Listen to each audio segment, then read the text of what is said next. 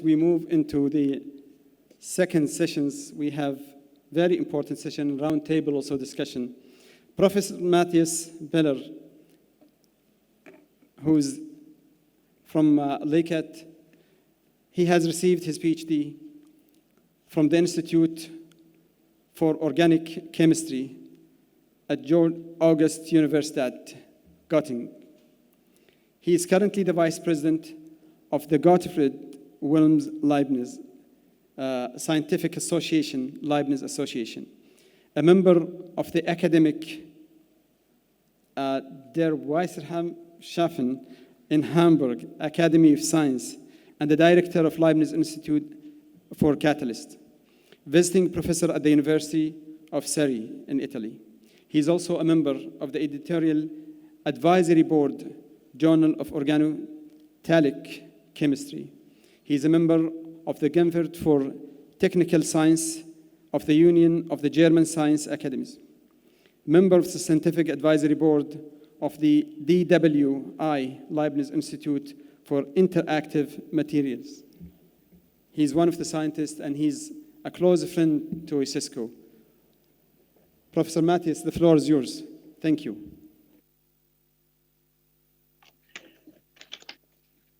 Dear Director General, Dr. Salim Al-Malik, thank you very much for this kind introduction, and I apologize for being fast. I'm sorry.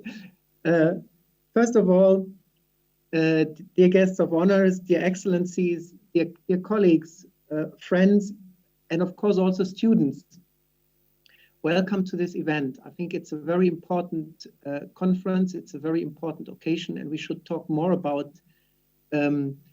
women in science, but I will come back to this point at the end of my talk. First of all, I'd like to thank the Director General for inviting us to participate, to cooperate in this event, and as part of the Leibniz Association in Germany, which spans more than 90 research institutes and which is one of the largest science organizations in Germany. We are very happy to participate in this important event. In my short speech, I would like to touch basically 4 points briefly. I would like to start a little bit with the situation of science in general, the importance of science, and then the actions which we have to tackle, the problems which result also out of science. Then I would like to talk, because this is the topic of our conference here, about women in science, that it's important for doing excellent science, it's important to have also diversity in science and to have the right gender balance in science. And finally, I would like to make a few comments about the future. So first of all, let me start with the importance of science. And Dr. Salim Al-Malik, he said at the beginning of this conference, the world would be dark without science. These words it was. And in fact, in the deepest sense of the words, there would be really much less light on this planet without science. We often forget these things which we take for granted, which we take for normal, like electricity, like simple things. It's all basically a result of science. I think we all know at the moment we have more than 7.8 billion people living on Earth. And every second while I'm speaking, while we're sitting here, 2 more babies are born. So still the population, world population is growing, although in the future this will stop. It has to stop also, to be clear. But 7.8 billion people who want to live a livable life, with all the possibilities human life can give, they need resources. That's also clear. And I think in the next, our next speaker will also address this point more deeply. I just want to remind you on the English economist and philosopher Thomas Malthus, who around only 200 years ago, he created his theory that only few 100 million people can live on Earth under, let's say, livable conditions, so that there would be not enough food for more than a few 100 million people on Earth. And in fact, this was the situation at that time. It was impossible to think that we can provide enough food for more than 1 billion people. And I just also want to remind you, hunger also, even in Europe, is not so far away. It's only, we had hunger periods after the Second World War. And nowadays, the generation nowadays, they cannot imagine these things in the Western world. But this is really a very short glimpse of time in human history that we have this situation. And it's possible, all this is possible to provide enough food, for example, for more than 7 billion people because of the wonders of science, engineering, and technology. However, as everything in life has its two sides, every coin has its two sides, also science, engineering, and technology have two sides. And they allow us to make our life much, much better, to provide enough food, to provide medication. I think it's a wonder how fast we, the new vaccination for the COVID crisis, for the COVID pandemic was developed within 1 year. Again, this is a world record in human history to develop such a medication. And I believe, and of course, I would prefer much more to be present with you in one room, but I believe because of the vaccination in the coming months, or definitely at the end of this year, our situation will become more normal again. But despite all these wonders, of course, there is a backside on that. And the backside on that is our technology in the past years has not focused what I call, or what many people call, a circular economy. So in other words, we are using much more resources at the moment than our planet provide at the same time. And of course, it's a little bit like the story from the man who jumped out from the 10th floor, and after he passes the 9th, 8th, 7th, 6th floor, you always say, nothing happened. Why everyone tells me it's so dangerous to jump out of the 10th floors? Nothing happened so far. And I think our society is a little bit, the global society is a little bit in the same situation at the moment.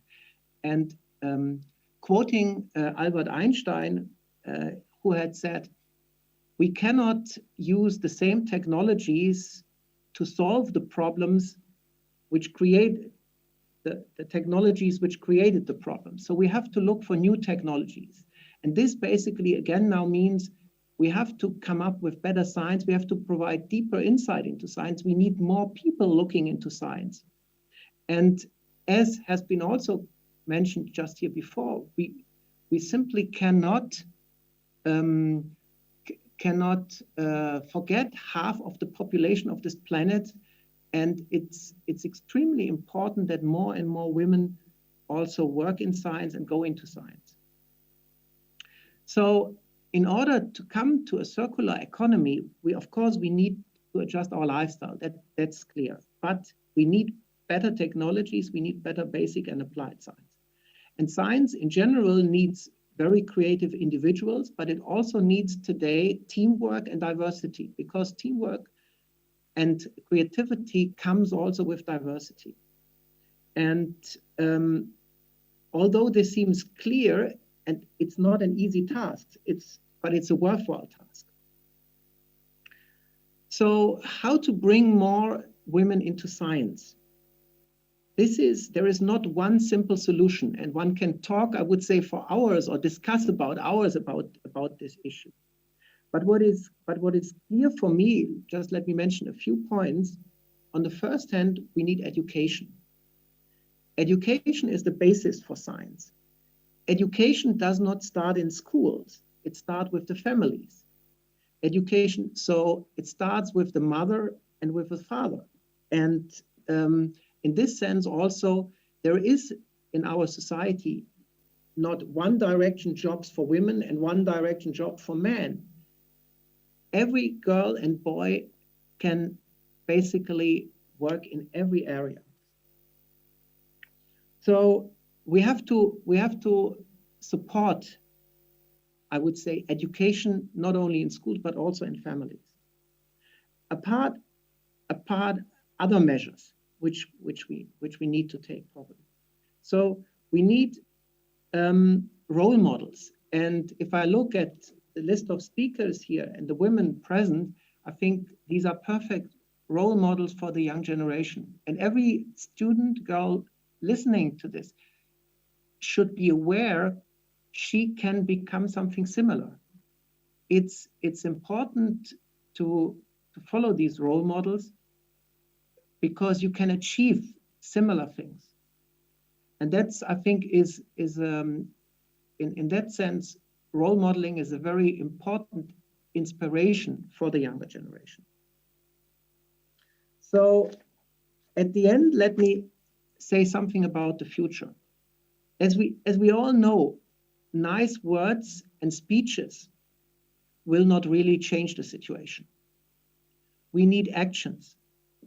So, and this in part leads already to our next speaker, Ms. Alexandra Villa. I will introduce her in a moment. But before I hand over to her, I also want to make clear, and this we have to make clear to our governments, that it needs money.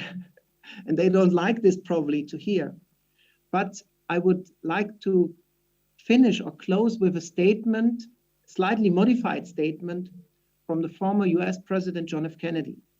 And he's once said, there is only one thing in the long run which is more expensive than education and science. That is no education and science. So that we should be sure.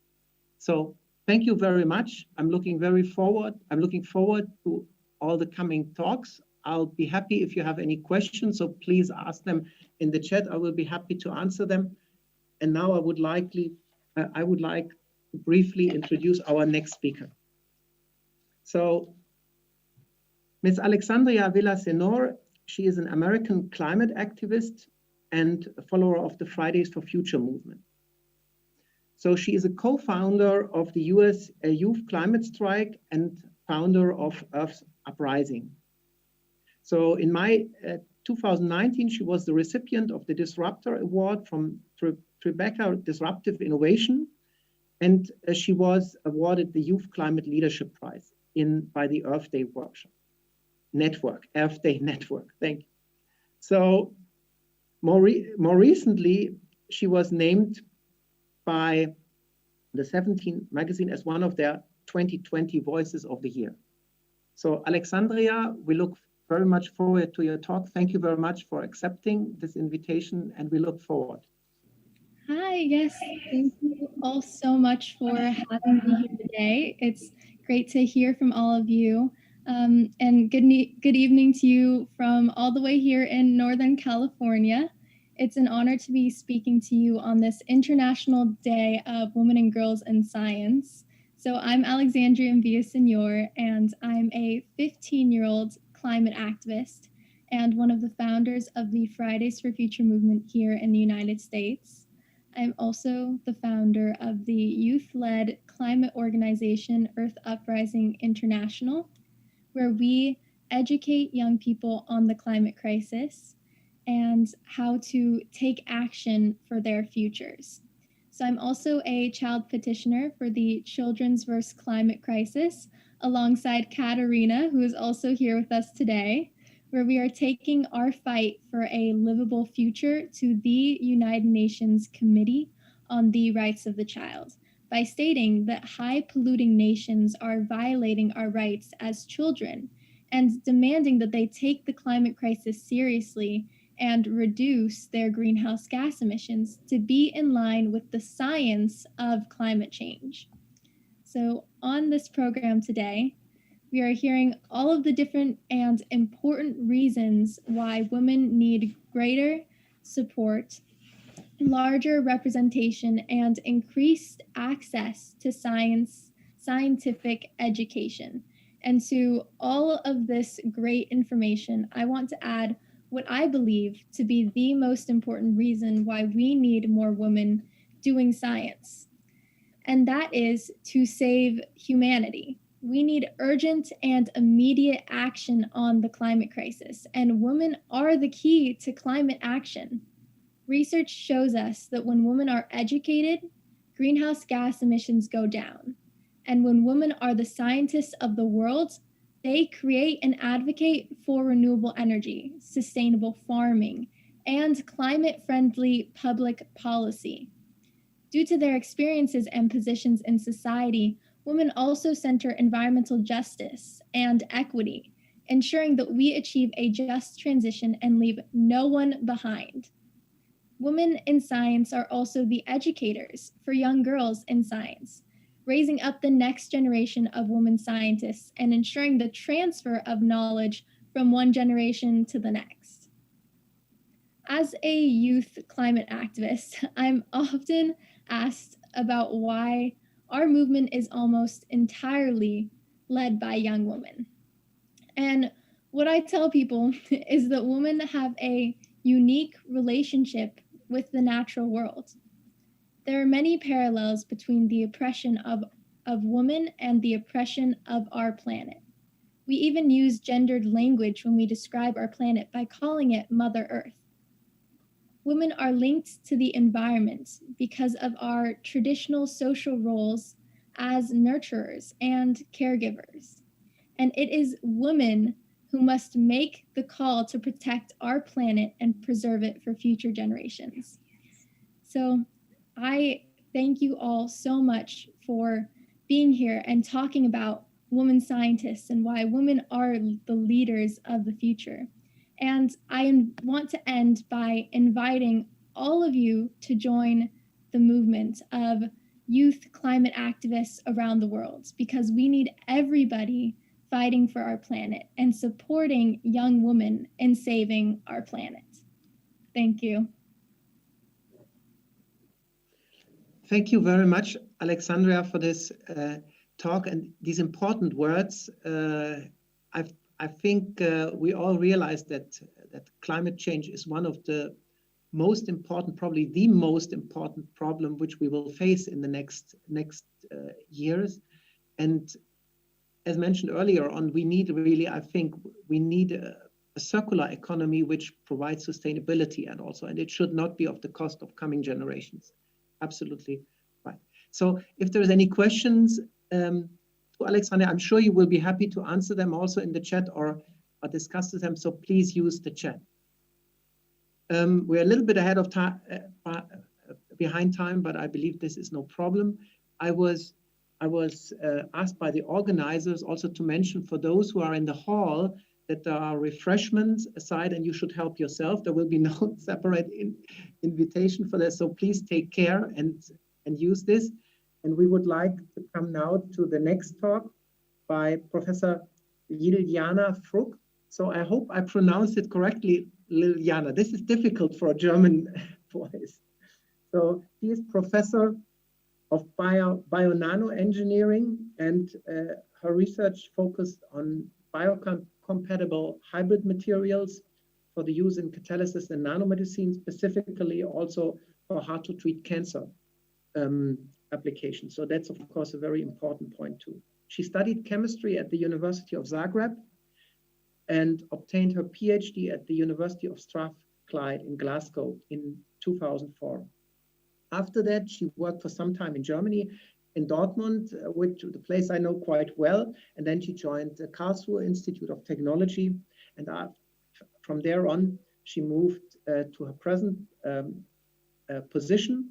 She also is an active science popularizer and art science curator. And she has written the first textbook on bio-nanotechnology. Elliana, please. Professor Baylor and everybody, welcome to my library, my lecture hall. As you can see, I also have my board here. Of course, these are unusual times, so the teaching has changed. And the first thing that I can tell you, this is also a wonderful opportunity. We are getting into all of these changes in higher education now with online presence, but this is also expanding our reach. So now we can sit here in our homes and we can talk to all of you all over the world, which is a wonderful opportunity. And this is something what we need to also embrace and carry on as we are making the changes and reforms. I kind of anticipated that there will be lots of wonderful speakers before me who will probably say all of the important things that need to be said. So what I thought, I will share my story with you a little bit. And I will also use something what we scientists like to use. We like to use pictures and schemes. So I will share my slides because I prepared some of them to share a little bit of my road and what I think it is important today and what we need to encourage when we think about position of women and all of the sustainable development goals as well. And there are two that are very close to my heart when we think about the sustainable development goals. And this is what some of the speakers have mentioned already. How can we ensure that we have inclusive and we have inclusive and good education, which is available to all of the people. And this is closely linked also to really achieving the gender equality as well. Let me just tell you, I come from a very small village in northern Croatia. So there are only 5 houses, there are 20 inhabitants, and this is where I spent most of my childhood and teenage years. And, it still looks like this. It looks, there are few houses, the roads are not particularly well, and most of the people are actually earning their living by doing agriculture. They have a little pieces of land where they grow the vegetables and they have some animals and they sell their products in bigger cities as well. And this is how I also spent my youth. I was helping my grandparents to take care of their animals. And I would also be a very important part of their community. So when I would finish the school, I will help them working in the land. And I think this is something where we talked as well, how important is this family unit at the beginning of our education. And that doesn't necessarily always means mom and dad. There are wider communities around the families that can support development of the child. And there are studies that are showing that even having one role model at this early age can really make the difference in the development of the child and the education. So the question is, how did I get from this small village in actually a war-torn Croatia? In 90s, Croatia was involved in the 4-year ongoing war situation. How did I end up in Cambridge, the place where I'm working now? And one crucial thing that I want to state, which already was mentioned, I ended up there because I had excellent teachers. And I had teachers who were both male and female. I actually never thought at the early age and when I was a teenager, is there any kind of difference? Why don't I have more female teachers? And this is my chemistry teacher who is still, she's retired, but she's of course still very much in touch with us. And we really love to come and visit her in her new lab, which we built in the school as well. And so one of the important things that I always suggest when I'm asked, and also if somebody who is in charge of the policy asks me, what do we need to do? We need to invest in teachers. And that means their education, but also giving them opportunity to have, to kind of evolve and learn more. But we also need to think about their salaries. And this is the finances which Professor Baylor said, we need that. And we need to really strive to build their position within the society. If we create a society where teachers are valued, where they have a kind of societal position of respect, then we are creating a society which is valuing education. And this is then becoming a role model for our students, and they will take this notion into their lives. So this is what I always try to encourage as well. And when I came to the university in Zagreb, and this was post-war Croatia, that means this was exactly after the war finished and the economy was in shambles. And I think the spirit of hope was also very helpful in terms of promoting the education, understanding how important the knowledge is to promote the cooperation and communication between the people as well. Because when we know, we are less afraid. And when we know more about others, we are also less afraid of those others. And it's a little bit easier to communicate with them. And when I was studying here, and this is the other crucial thing which I would like to stress, I got a 3-month scholarship to go to Germany as a student. And this was financed by the German government. And I think this was one of the crucial moments that opened my eyes. It gave me an insight into a new environment. It made me speak a new language and learn a new language. It made me work with really people who had lots of knowledge. And the second thing, which I practically definitely always stress, is that we all play a huge role.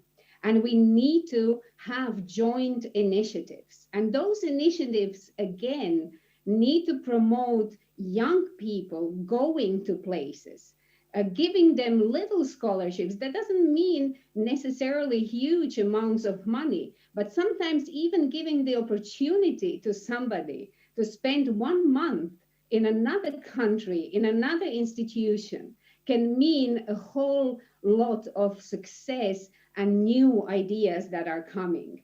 So I have teamed up with some of my colleagues, and we are assembling this kind of pots of money that we are giving to students to come short-term or long-term, to spend time in our labs and also in the labs of the wider community of our colleagues that we have, because these are the points of changes where we can empower also female and male students equally, and giving them the chance to learn new things practically.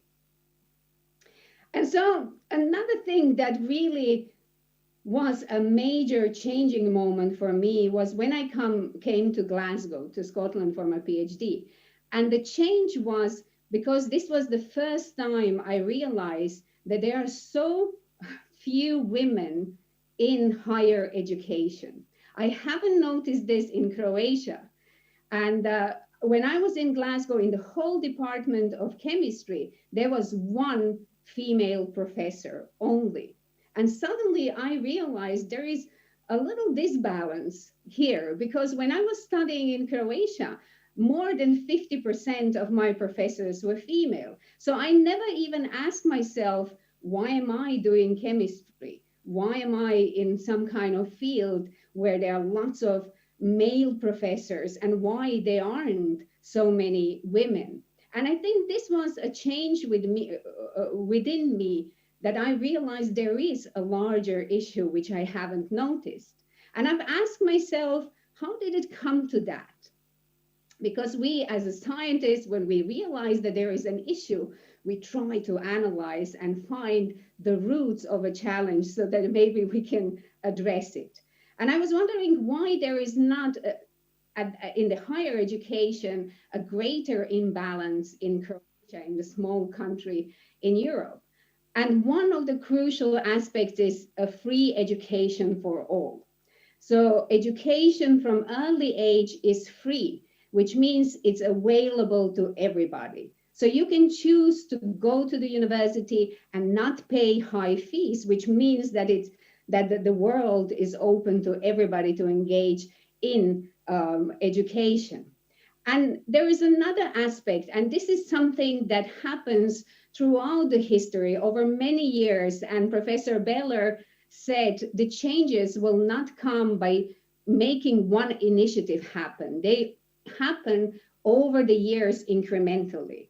And there was the role of women, which was in this socialist society in Eastern Europe. And the women were important. Women were working in factories. Women were in higher education. They had a role in building up the economy. And therefore, they were empowered to go into the higher education and become then a role models for new generation of women. So there is lots of cultural and historical context.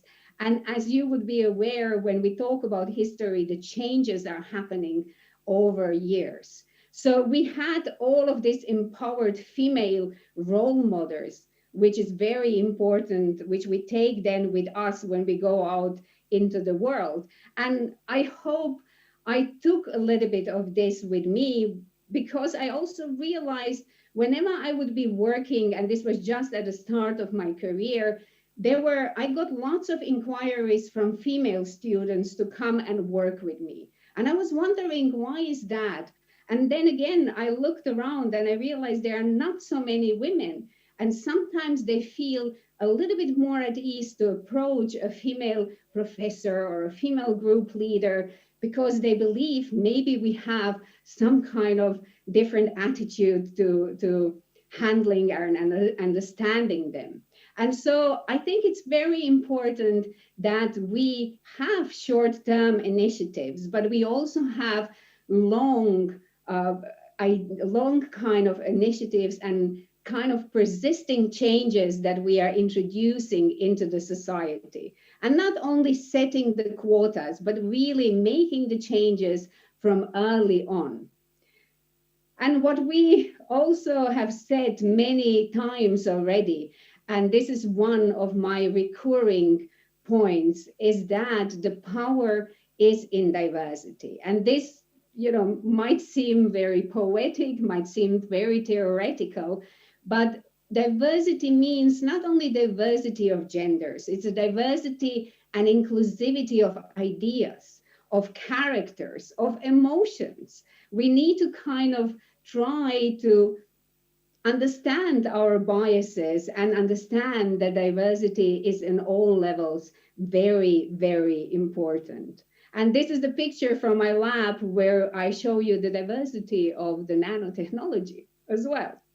So I would just like to close up with few ideas. And one of the ideas is that it's wonderful that we meet, it's wonderful that we discuss, and I think words can be very inspirational and powerful. But we also really need to see what can we do practically. And sometimes we might feel powerless because we think policies are made somewhere else. They're made in the huge, beautiful parliament houses. And this is true, but we also can create our own policy.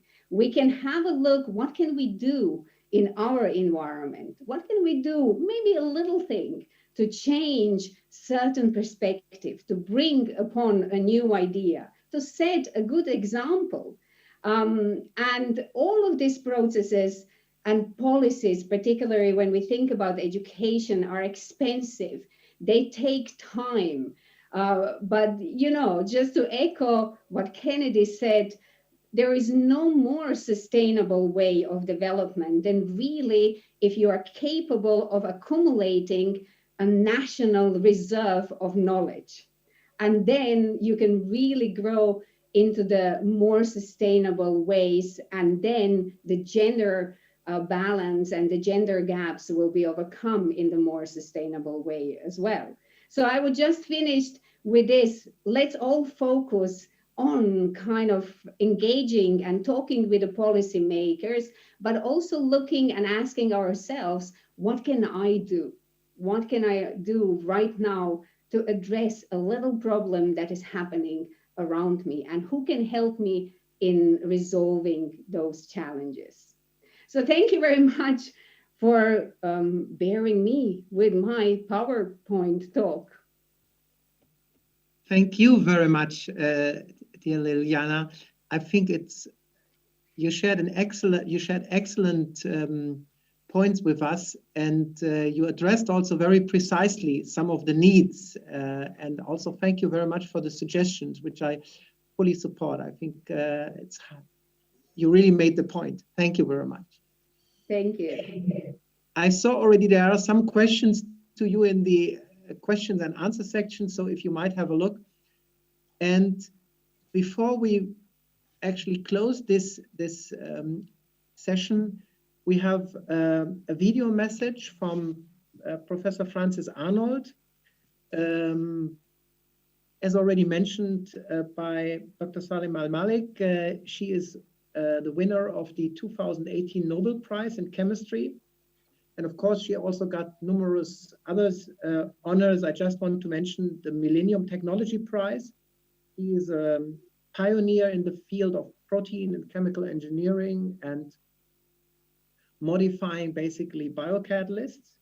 At the moment, she is also serving as a co-chair of PCAST. This is a gremium which advises the American president, US president on matters involving science, technology, education, and innovation policy. So I'd like to ask Dr. Sharif, who did the main organization job, whom I also want to thank for his excellent and hard work, to share the video with us.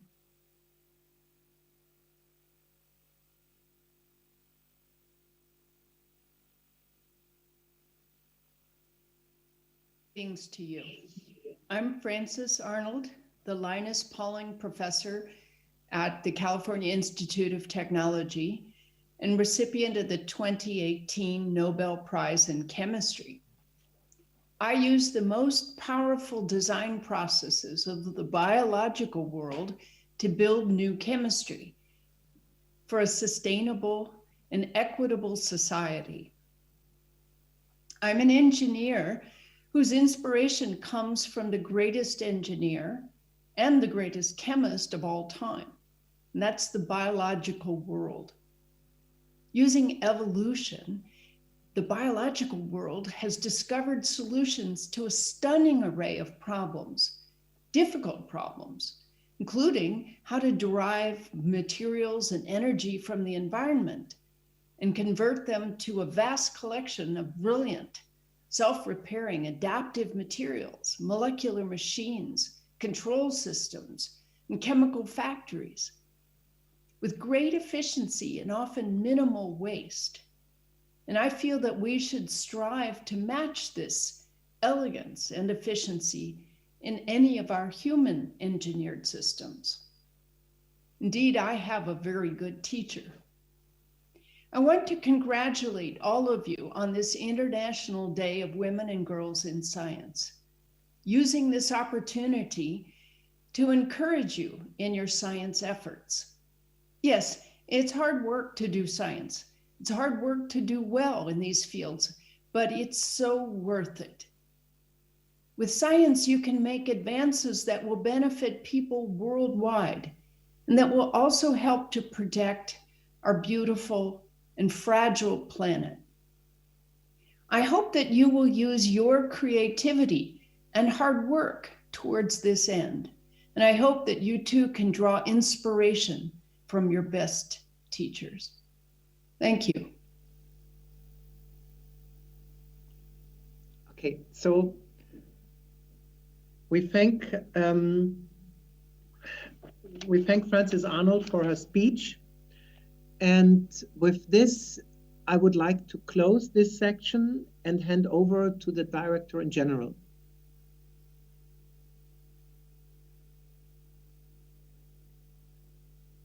Actually, this session has to be given to Ramona Monesco, Excellency Ramona. Matthias, please give the floor to Her Excellency Ramona Nicole. Okay. So, Ramona Nicole Manescu, the ex-foreign minister, the ex-minister of Foreign Affairs in Romania, she will head through this section. Please.